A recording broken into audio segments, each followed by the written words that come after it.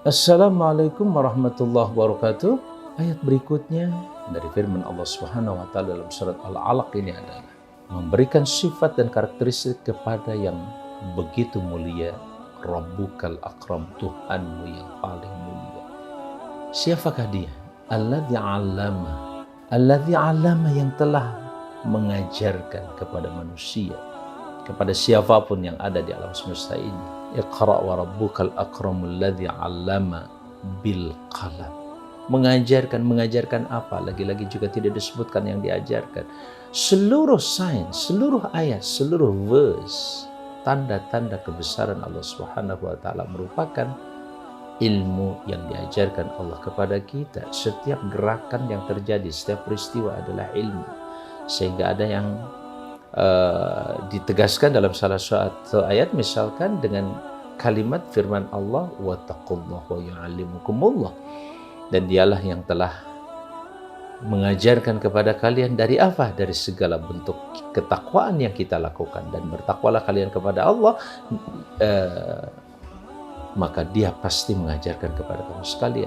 Apa yang diajarkan Allah adalah kemuliaan, seluruhnya kemuliaan. Bagaimana tidak kita dimuliakan dengan firman-Nya, dengan perhatiannya, dengan pesan-pesannya. Bayangkan Allah yang maha besar, maha agung, maha mengurus alam semesta, yang kita saja tidak mampu membayangkan kebesaran alam semesta. Bagaimana dengan kebesaran Allah Subhanahu wa taala? Bayangkan, Dia yang maha agung, maha besar, maha segala-galanya, memperhatikan kita yang sangat kecil, yang berasal dari segumpal darah, setetes air mani, bahkan dari tanah, bagian dari bumi, bukan keseluruhan bumi. Kecil sekali bagian dari bumi yang kita serap dan kita makan, jadi saripati makanan. Tapi Dia muliakan kita dengan apa? Allah sekali lagi tidak menyebutkan pada ayat ini topiknya, tetapi jasa mengajar itu penting untuk menjadi perhatian kita.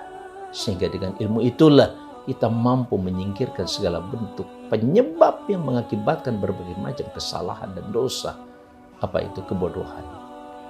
Karena Allah telah mengajarkan ini yang benar, ini salah, ini yang baik, ini buruk, ini lakukan, ini jangan lakukan. Subhanallah. Alladzi 'allama. Dan yang ketiga atau berikutnya adalah bil qalam.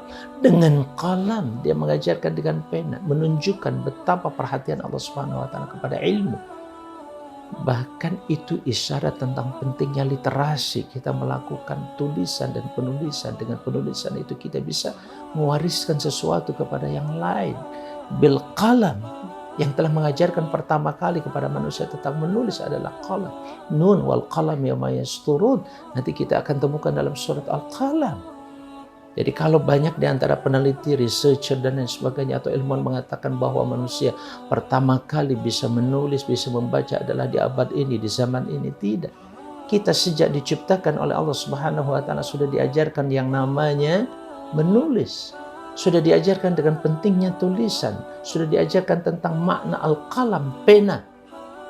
Ketajaman pena bisa lebih tajam daripada pedang.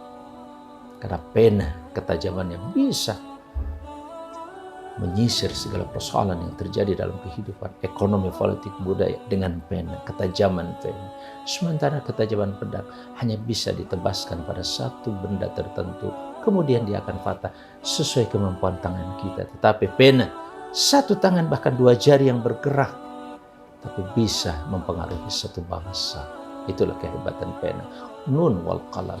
Dan Allah mengajarkan kepada kita ini dengan qalam, dengan pena. Dan Dia telah contohkan bahwa Dia memiliki pena, bahkan banyak malaikat yang telah disiapkan atau sedang terus diberikan tugas untuk menulis dengan pena, menggerakkan pena-pena itu.